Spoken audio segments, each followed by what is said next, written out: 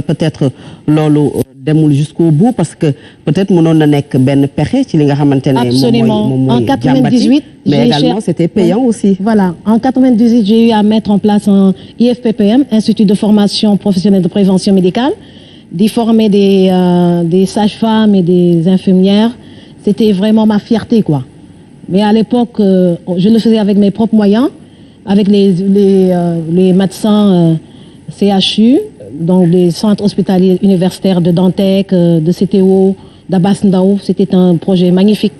Mais bon, après, ça n'a pas marché parce que les directeurs des études ont pris les élèves et les ont amenés. Voilà, donc mu nekkoon benn traumatisme bu doy waar. Mais après, les gens se sont inspirés de cette expérience. Parce qu'il y a beaucoup d'écoles de formation paramédicale qui sont nées après. Et c'est bien, c'est bien. Maintenant, c'est l'État qui doit accompagner les centres de formation paramédicale. Pour ñu leen jàppale pour ñu recruter suffisamment de personnes, d'élèves, de bachelières, pour les former correctement, pour qu'on ait suffisamment de sages-femmes, d'infirmières, pour venir renforcer le plateau médical et chirurgical. Duñ la dégg ci peut-être yii dégg nañu fi ay jamono ñuy wax peut-être viol ci ay jigéen tey jigéen boo xam ne da doon mucc mu ñàkk bakkanam et pourtant su fekkee projet boo xam ne dafay dugal xaalis la souvent dañuy dégg Ndella Madior Diouf nekk au début à la fin tantôt ñu wax rajo tantôt bu ñu waxul rajo ay restaurant hôtel fii bu ñu ko waxul ñu ngi wax téléphonique mais c'est combat pour les femmes duñu la ci gis alors que da ngay aspirer leader politique nga c'est-à-dire que da nga am sa parti politique loolu également est-ce que amul paradoxe. Les combats pour les femmes pourtant ñu ngi ma si gis. C'est que dama si limité wu rek. Voilà, donc je pense que tu veux parler de ces problèmes de viol et tout. J'en parle suffisamment, mais parfois avec des réserves. Pourquoi? Voilà, ça dépend des cas. Ça dépend des cas.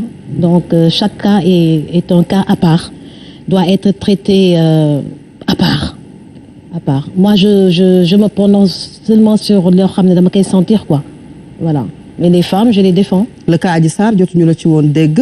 Ben moment j'ai été la première à parler après Youma Aïssa Ba. On a l'impression comme si da nga daw.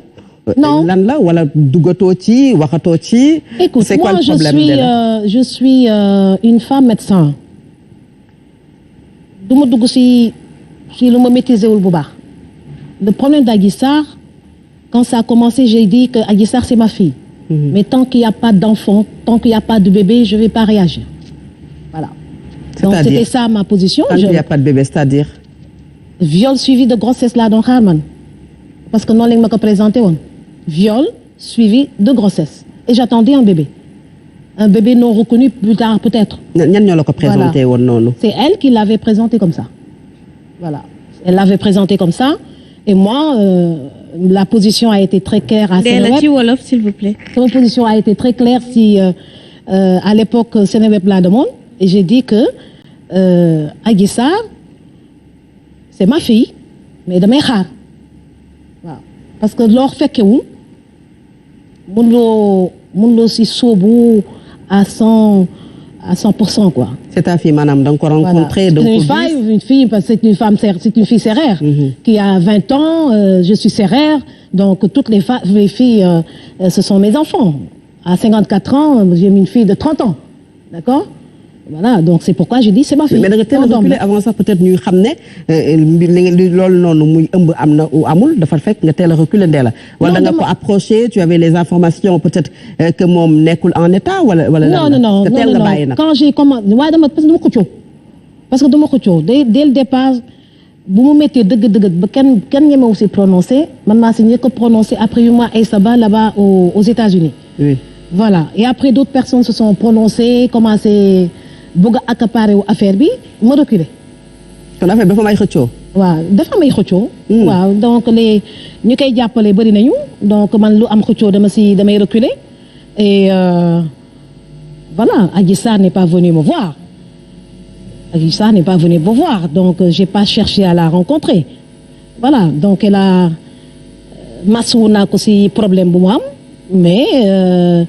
Man duma ñëw duma xeexu jàmbur duma xeexu jàmbur voilà mais mën naa ci jàppale mais day fekk man maîtriser tous les éléments voilà c'est ma fille mais je la connais pas. C'est clair. Je la connais pas.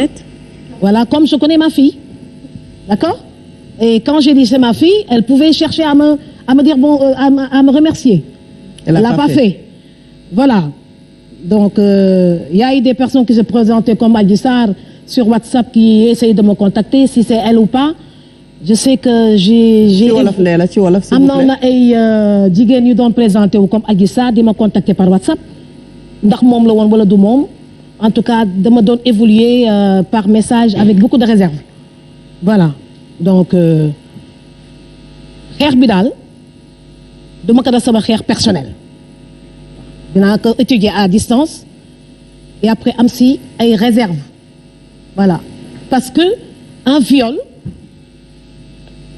si ça si ngay régler le problème tu le fais constater immédiatement tu portes plainte immédiatement nga am suffisamment d'éléments à donner à la justice loolu su amulee bu baax rek day méttee régler kon jigéen yi nga xam ne dañuy am problème mu viol su fekkee dañ leen violé da ngi dem teel a dem constater qu'il y a viol teel a dem constater qu'il y a viol teel a dem justice après le problème ça va se régler facilement. Mais si ça se fait avec des retards day xaw a métti voilà te ñëpp xam nañ ko viol dafa métti donc nous les femmes sénégalaises j'ai l'habitude de dire qu'on a toutes été violées waaw j'ai l'habitude de dire que toutes les femmes sénégalaises ont été violées day am bu sedd beeg bu métti bi rek donc loolu kenn ñaanal ko kenn quoi. Lui toutes les femmes ont été violées.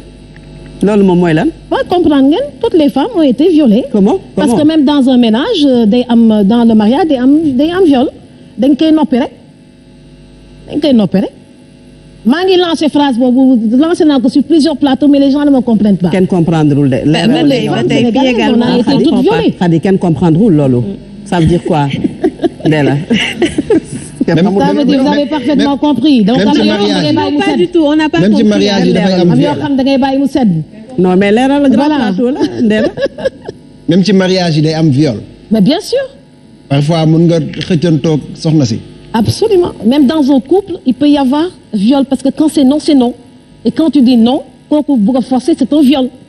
Maintenant yow yaay bàyyi mu sedd wala yow yaay jaarale affaire mu jaar yoon quoi dem si yoon quoi donc am na cas yoo xam ne da ngay bàyyi mu sedd yoo xam ne nag quand c'est vraiment sauvage il faut le faire constater à l'hôpital ñu constater que vraiment qu'il y a des déchirures et qu'il y a un traumatisme psychologique tout ça ça se constate et puis mu jaar yoon quoi. Voilà. Il y a plusieurs formes de viol que toutes les femmes subissent. Voilà, ñu wax ko wala bañ kaa wax. Voilà. C'est pour dire que je suis très sensible au viol, parce que dafa am yu sedd am yu sauvage et puis voilà. Voilà. Pour le cas d'Adji Sarr, j'étais pas présente, je peux pas dire qu'il y a viol. Oui. Très Donc, bien. je peux pas dire. Par contre, si tu as tous les éléments, je défends la femme. Xadi mën naa jël. Bien entendu. Voilà soxna Ndella maa ngi lay ziar bu baax a baax. Alors.